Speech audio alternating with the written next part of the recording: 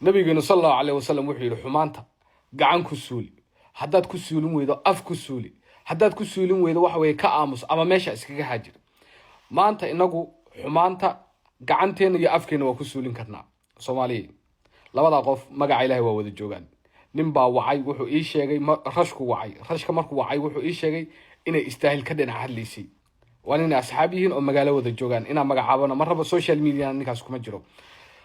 ballan baan rabnaa inaan galno Soomaaliyeed dad islaama oo muslina oo ciyaal yar meeshan ugu jiraan beenahay qof kasta ilaaba kugu dharshay videogaas amaan kugu yahay qof kasta oo Soomaaliya oo aad garanayso ilma adeeryaal videoga oo share garay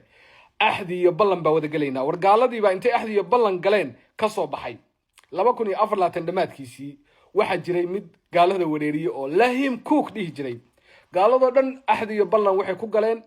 ninkaas waa dhibsadeen inaana dib dambe loo daawan la follow garayn laga hadal fiidiyoodiisa la soo qaadan lahim cook dambe aan la oran wax way 2024 markuu dhamaado isagana wax way inuu la dhamaado halka looga soo tago lagu ilaawo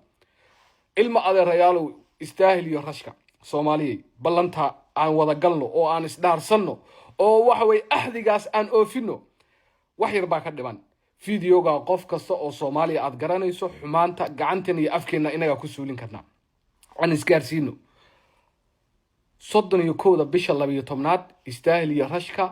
aan raacsiino 2025 xumaan inta ka badan uma adkaysan karno ciyaal baa meesha noogu jira dad yar baa noogu jira waxa ma garata noogu jira dad waaweyn oo dhibsaday baa noogu jira war ilma adeerayaal ballanka iyo ahdiga aan wada galno 2025 markay dhamaato wax istaahil iyo rashka la dhaho aan weyn caadi ha loo saqiiriyo dib damaya looga hadal fiidiyogaasuna editirada iyo qof kasta oo Soomaaliya wax gaarsiin kara iga gaarsiya meel min tuulo min degmo min gobol min wax way caasimad min qurbaha meel kasta aad joogtaan dib damayaan looga hadal hadii kale waxa way dhiirigelin baa u noqonaysaa kuwa dambe oo soo socda sida in la isku Soomaali wax saqiirin karto hadii diintooda iyo waxa way sharaftooda iyo karaamadooda loo soo dhaco aan tusno